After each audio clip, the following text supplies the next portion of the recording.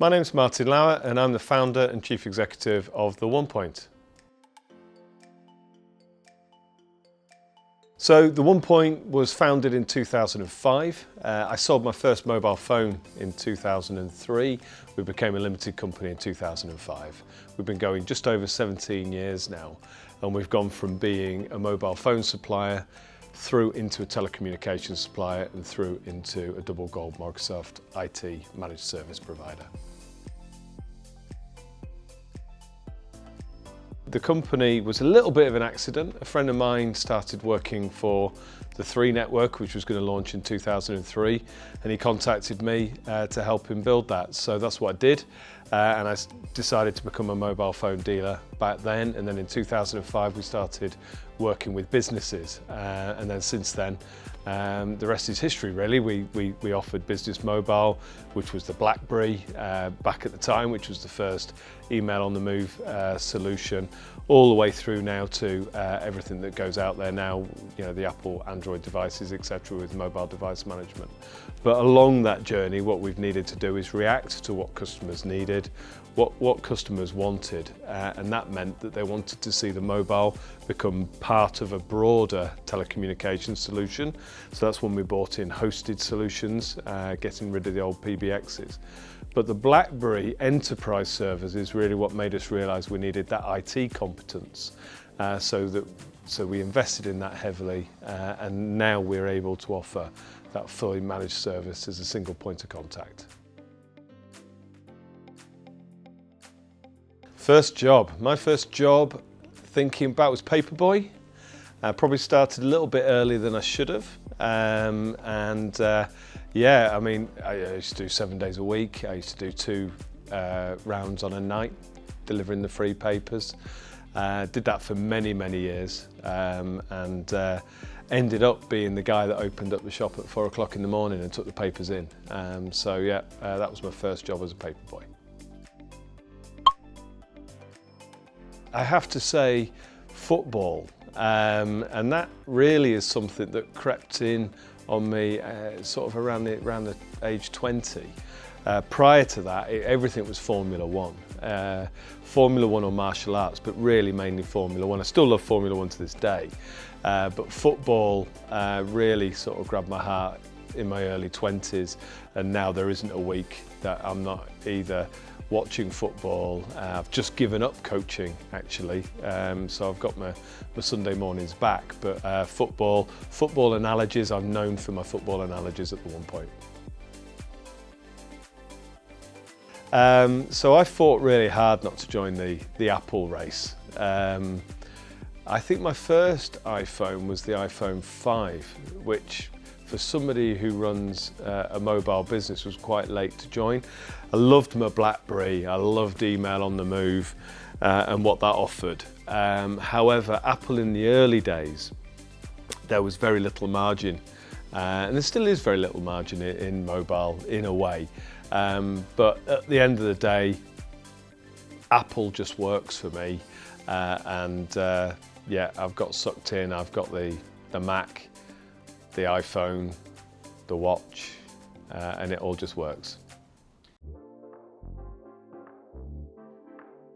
Favourite social events so far?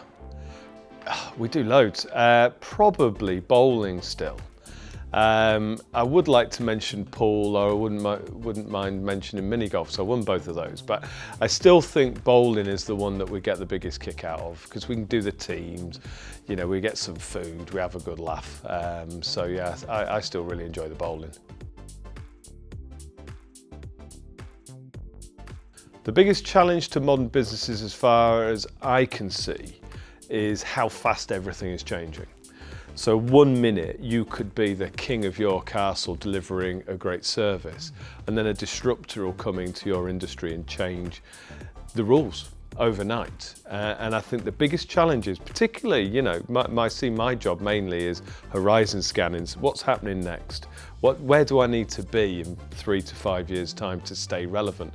So I'd say the biggest challenge is staying relevant. Pet hates, I've got 2 pet hates. Both of them drive me nuts. The first one's a simple one. It's a simple one to get right, and that's not being late. I hate people that are late. Somebody once told me that a person that is late is somebody that values their time more than they value yours. So I very much do judge people on their promptness. I do believe that 10 minutes early is the new on time. The second one is people that say they're going to do something and don't do it. In my view, businesses should be thinking about customer experience, employee experience, systems, are we getting the best out of digital, and just general security. I think if you want to build a successful team, and that means they're producing results, they're enjoying the process of producing results, you have to play people a bit like a game of football. You have to play them in the correct position. You have to play where their strengths are, so that they get results and they enjoy that process. I think you have to make sure that you reward, you recognise, and I think you have to build a culture. And a culture isn't something that just happens by accident. If you don't design a culture, you end up with one that's by default, and one that's by default is generally not a good one. So we work really, really hard to make sure that we have a culture that people enjoy coming to work, but also we're asking people to do the stuff that they're good at or that they enjoy, because if you enjoy it, you generally do a good job. So I'd say play them in the right position, reward, recognise, and make sure you have a supportive culture. Yes, I have a German Shepherd called Yogi. Definitely dogs. 47. Gemini.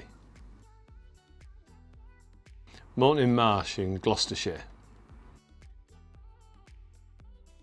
When I was 19, so 1995, 94, 95. The Jazz Singer with Neil Diamond. I'm a drummer in a band called the Skylarks, and I'm a massive lover of the arts, so I love to visit art galleries, much to my family's pleasure. Mini Metro, shared with my brother. Probably blue. 1. Italian. Prawns.